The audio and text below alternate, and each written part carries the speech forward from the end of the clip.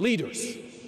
Now, I'm sure that's a word that's been tossed around you and at you quite a bit over the past few hours, days, weeks, and years. Leaders of tomorrow, leaders of today. But what does it mean? What attributes does a 21st century leader need to have? What do people need most from their leaders today and tomorrow? Now, I think you need to be brave, really brave. And I know when you think of courageous leaders, you think of those folks who stood implacably and fearlessly anchored in their sense of rightness, willing to pit their ideas against all comers, against the slings and arrows aimed their way. Well, I don't think that's brave enough. I don't think that's good enough for what our shared future will ask of you. I actually don't think it's ever been good enough. See, let me tell you a bit about Wilfrid Laurier, a promising young lawyer at the end of the 19th century who would go on to become my second favorite prime minister. He was raised and educated as a proud Catholic French Canadian, an exemplary representative of one side of the two identities that had come together to found Canada just a few decades before. The two solitudes, the other half being English-speaking Protestant and fiercely loyal to the British Crown, accommodated each other, cooperated together, and generally put up with each other to build our country, but still felt all too well the divisions and fault lines that had led them through almost a millennium of tensions and wars between English and French. It was impressed upon young Wilfrid by his teachers and elders that he must stand up unflinchingly for the values and the identity of his heritage, those beliefs and approaches that were his birthright and would be his legacy. That, they told him, was leadership. But Wilfrid grew to believe otherwise. He realized that it's actually easy to stand fixed, rooted in the conviction that you are right, and either wait for others to come to you or wait for your chance to impose your rightness on others. He saw that it's actually harder to seek compromise, to dig deep into yourself, your ideas and convictions, honestly and rigorously, to see where you can give and where you do need to stand, while opening yourself up to the other point of view to seek out and find that common ground. And that remains Wilfrid Laurier's political legacy more than 100 years later.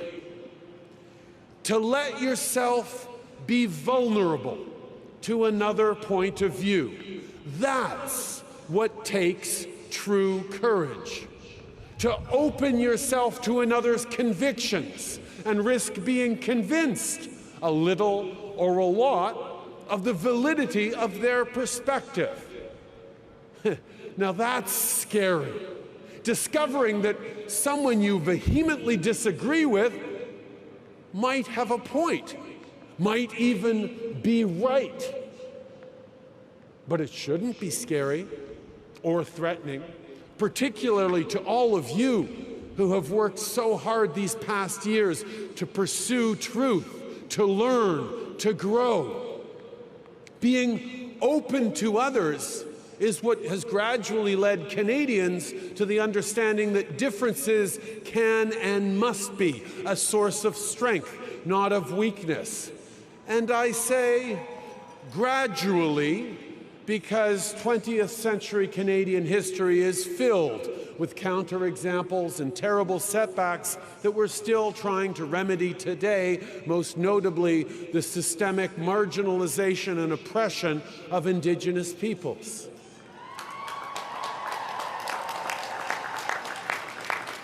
We're not perfect, of course, but that sense of openness, respect for other points of view, and acceptance of each other really does underpin our approach as we try to solve the great problems of our time.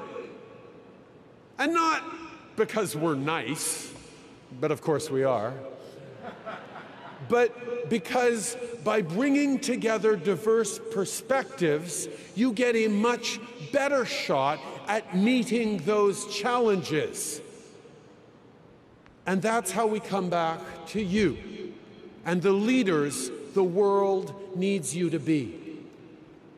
Leadership has always been about getting people to act in common cause. We're going to build a new country. We're going to war. We're going to the moon. It usually required convincing or coercing a specific group to follow you. And the easiest way to do that has always been through tribal contrasts. They believe in a different God.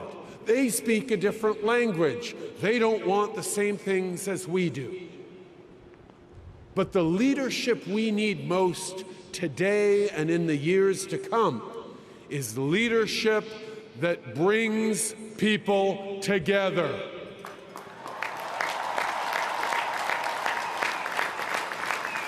That brings diversity to a common cause. This is the antithesis of the polarization, the aggressive nationalism, the identity politics that have grown so common of late. It's harder, of course. It's always been easier to divide than unite. But mostly, it requires true courage. Because if you want to bring people around to your way of thinking, you need to first show them that you are open to theirs. That you are willing to enter into a conversation that might change your mind. Show respect for their point of view, and you have a better chance of actually having them listen to yours. And regardless of what happens, you will have had a genuine exchange that focused on understanding, not on winning a debate or scoring points. And you will both be improved for it. Now, let me be very clear. This is not an endorsement of moral relativism or a declaration that all points of view are valid. Female genital mutilation is wrong, no matter how many generations have practiced it. Anthropogenic climate change is real, no matter how much some folks want to deny it. But here's the question. Do you want to win an argument and feel good about how superior you are? Or do you actually want to change behaviors and beliefs? See, it's been pointed out that one of the many differences between Abraham Lincoln and Jefferson Davis was that Davis preferred to win a debate, while Lincoln would rather win the war. And that's the question. Do you want to win an argument, or do you want to change the world?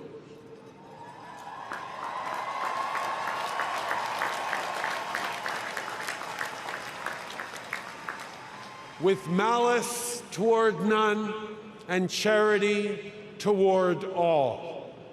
Let those words of this country's greatest president guide your ambitions, your hopes for yourselves, your families, your country, your planet. There is no shortage of cynicism and selfishness in the world. Be their answer, their antidote.